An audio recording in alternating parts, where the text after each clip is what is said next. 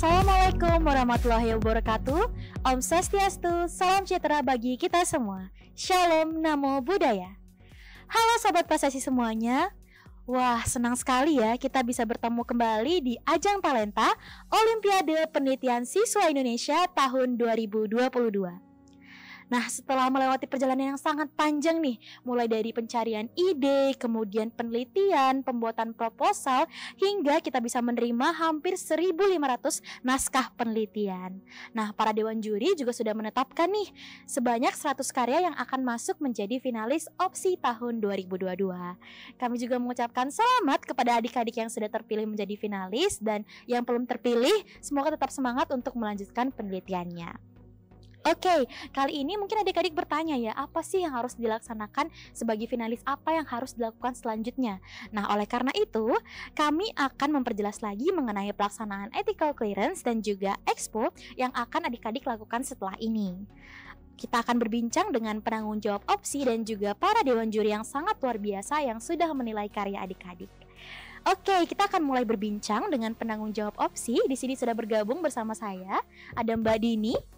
Selamat siang Mbak Chandra. Selamat siang Mbak Dini, gimana kabarnya Mbak? Alhamdulillah sehat. Oke, senang sekali nih bisa bertemu dengan Mbak Dini. Nah, mungkin Sobat Prestasi mungkin tidak tahu nih, ini siapa ya gitu. Mungkin bisa perkenalan terlebih dahulu Mbak.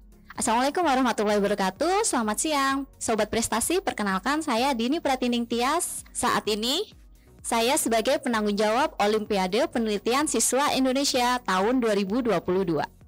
Oke, biasa disapa Mbak Dini ya? Iya Mbak Chandra, betul. Oke, gimana nih Mbak kesan dan pesan mengenai karya yang sudah diterima nih untuk tahun 2022 ini? Sebelum saya berpendapat tentang kesan tahun 2022 ini, saya ucapkan dulu selamat kepada para finalis, 100 finalis yang telah berhasil lolos ke babak final Olimpiade Penelitian Siswa Indonesia tahun 2022 jenjang SMA dan MA. Selamat ya. Oke, nah balik lagi nih Mbak, ke gimana sih naskah-naskah yang diterima tahun ini, berapa jumlahnya, dan bagaimana nih animo-animo peserta di tahun 2022 ini? Kami dari panitia untuk tahun 2022 ini merasa bangga ya, karena untuk tahun 2022 ini ada peningkatan dalam jumlah proposal yang dikirimkan oleh peserta. Jadi menurut saya Mbak Chandra, jadi penelitian ini tuh udah animonya itu udah mulai ada gitu di Indonesia untuk meneliti ini udah mulai berkembang. Jadi untuk proposal yang kita terima itu sekitar 2.400 dan yang direview oleh para juri, tim reviewer itu sebanyak 2.100 sekian gitu. Dan kemudian dari 2/3-nya ini berhasil mengirimkan naskah penelitian. Wah, banyak banget ya Mbak karya yang diterima. Berarti ini udah mulai meningkat nih para peneliti-peneliti di Indonesia ya? Iya, betul. Oke, tapi katanya ada nih Mbak, ada beberapa nih dari peserta itu yang telat mengumpulkan, kemudian ada yang tidak memenuhi persyaratan. Nah, itu bagaimana ya Mbak? Iya, ini dia Mbak Chandra. Jadi para siswa ini sebenarnya apa ya, bisa dibilang kurang memperhatikan nih untuk syarat-syarat administrasinya. Jadi ada yang lupa klik tombol kirim gitu, atau ada yang dari dokumen-dokumennya ini tidak lengkap. Ini padahal sebenarnya itu kan mungkin bisa dikatakan hal yang tidak susah gitu ya, tapi mungkin terlupakan oleh para peserta, sehingga mereka naskahnya ini pun juga akan mengurangi poin dari penelitian mereka sendiri gitu. Itu sangat disayangkan sih sebenarnya gitu. Jadi untuk tahun mendatang sebaiknya adik-adik ini juga memperhatikan ya syarat-syarat yang ditentukan oleh panitia itu, supaya tidak merugikan adik-adik sendiri gitu Mbak. Karena sayang sekali ya Mbak udah membuat laporan penelitian namun lupa ngeklik gitu ya. Iya. Jadi betul, sayang banget sih, sayang itu, banget. Jangan sampai terulang ya Mbak. Iya. Oke, nah kita kan udah milih nih Mbak ya 100 finalis. Nah mereka itu akan masuk ke uji ethical clearance nih, beberapa dari mereka. Iya. Nah ini kan hal baru ya Mbak. Hal ya? baru. Lalu itu baru tahun ini Mbak Chandra. Baru tahun betul. ini. Nah itu apa sih tujuannya Mbak diadakannya ethical clearance ini? Jadi Mbak Chandra sebenarnya sederhananya nih tujuan kita tahun ini melaksanakan ethical clearance itu untuk menyatakan bahwa suatu proposal penelitian itu layak dilaksanakan. Jadi untuk penelitian-penelitian yang menggunakan makhluk hidup seperti hewan atau manusia, ataupun juga barang-barang berbahaya itu ya, benda-benda berbahaya itu kita ingin mereka itu sudah melewati klarifikasi secara etika, sehingga penelitiannya itu bisa dipertanggungjawabkan gitu. Jadi melindungi subjek penelitiannya ini dari resiko yang akan ditimbulkan dari penelitiannya itu sendiri, seperti itu. Wah, oke. Jadi untuk menyempurnakan ya karya dari penelitian. Menyempurnakan. Oke, baik Mbak. Nah, mekanisme pelaksanaannya itu seperti apa ya Mbak nanti? Jadi untuk ethical clearance-nya sendiri rencananya akan dilaksanakan pada tanggal 1 hingga 4 November tahun 2022. Jadi sebentar lagi nih. Nah, untuk para peserta yang nanti mengikuti ethical clearance ini akan diinterview oleh tim reviewer dan nanti akan ditanya jawab terkait penelitiannya ya, terkait ethical clearance dalam penelitiannya itu. Seperti itu. Dilangsungkannya secara online tetap ya Mbak ya? Secara daring, iya masih secara daring. Melalui Zoom berarti ya Mbak? Iya, melalui Zoom Mbak Chandra. Oke, jadi mungkin dari sekarang ya finalis sudah dapat bersiap-siap nih mempersiapkan berkasnya untuk ethical clearance. Nah tadi udah membahas mengenai ethical clearance nih. Nah sekarang pasti para finalis juga penasaran nih bagaimana sih pelaksanaan Expo Olimpiade Penelitian Siswa Indonesia tahun ini. Nah mungkin bisa dijelaskan juga nih Mbak, apa sih tujuan Expo itu?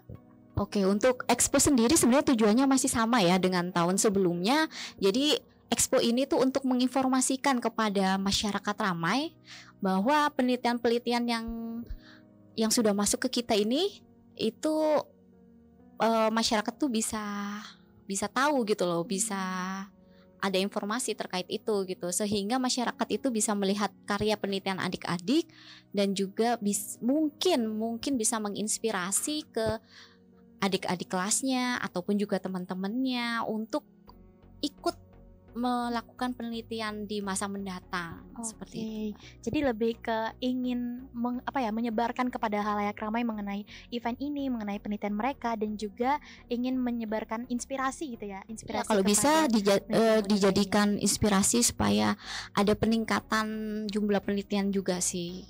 Oke, baik, luar biasa sekali ya Mbak. Nah, untuk Expo ini mekanismenya seperti apa ya Mbak? Jadi mekanisme untuk tahun ini Expo ini masih sama seperti tahun lalu. Untuk tahun ini juga sebelum Expo akan ada webinar. Di situ kita akan mengundang narasumber yang ahli di bidang penelitian. Kemudian juga setelah webinar dilaksanakan itu nanti akan ada pameran dari para peserta. Jadi para peserta ini mempresentasikan ya, Mbak Chandra mempresentasikan poster dan video yang telah diunggah oleh para peserta di website. Nah itu halayak umum bisa berkunjung ya Mbak ya? Diharapkan malah khalayak umum ini ikut menonton gitu supaya ramai gitu exponya ini. Oke, jadi nanti linknya bisa disebarkan ya kepada kerabat-kerabatnya, kemudian kepada seluruh anak-anak Indonesia gitu ya, siapapun yang kalian kenal untuk mengunjungi expo kalian gitu ya. Iya betul sekali. Dan jangan lupa Mbak Chandra, untuk tahun ini juga akan ada door prize atau hadiah kepada para peserta yang exponya banyak dikunjungi gitu. Wah luar biasa banget. Saya nih jadi gak sabar nih untuk exponya. Pengen banget untuk lihat karya-karya dari finalis OPSI tahun 2022. Ya betul, karena penelitiannya juga oke-oke sih tahun ini Mbak Chandra. Oke baik. Nah mungkin bisa di sum up nih Mbak, apa sih yang harus peserta siapkan setelah ini? Jadi peserta selain menyiapkan poster dan video, peserta juga perlu menyiapkan soft skill kali ya Mbak Chandra. Jadi persiapkan mental, bagaimana caranya peserta itu bisa mempresentasikan hasil penelitiannya kepada tim juri dengan baik gitu. Jadi selain memahami, para peserta juga harus belajar nih cara presentasi yang baik itu seperti apa sih gitu. Karena itu akan menjadi poin juga untuk penilaian. Oke, jadi dicatat ya teman-teman. Jadi mulai dari poster, video dan juga jangan lupa untuk menyiapkan mental. Ya, satu lagi Mbak Chandra, jangan lupa jaga kesehatan. Oke, itu yang paling penting ya di masa yang tidak tentu ini gitu ya. Betul. Oke, terima kasih banyak Mbak. Nah, terakhir nih Mbak, mungkin bisa disampaikan pesan untuk peserta. Pesan untuk peserta, tetap semangat untuk meneliti. Jadi ini tidak hanya pada peserta yang lolos sebagai finalis, tetapi kepada semua peserta yang telah ikut meramaikan kegiatan Olimpiade Penelitian Siswa Nasional tahun 2022 ini. Tetap semangat meneliti, jangan menyerah. Jadi kita harus bisa mengembangkan ekosistem yang baik untuk penelitian di Indonesia, karena siapa lagi kalau bukan kita nih, kalau bukan adik-adik sekalian yang bisa memajukan penelitian di Indonesia. Seperti itu. gitu. Oke, berarti Mbak Dini itu berpesan ya untuk tetap semangat, tidak hanya untuk para finalis, tapi juga untuk seluruh sobat prestasi yang ada di rumah. Oke, sangat senang nih bisa berbincang dengan Mbak Dini yang sudah memberikan banyak sekali informasi ya mengenai Terima kasih. ethical clearance dan juga expo. Nah, setelah ini kita juga akan berbincang loh dengan para juri gitu. Jadi ditunggu ya habis ini. Ditunggu. Mungkin kita untuk mengakhiri ini kita akan menyampaikan jargon opsi nih Mbak. Oh iya, boleh Mbak Chandra supaya lebih semangat ya sobat prestasi. Oke, kita bareng-bareng ya Mbak.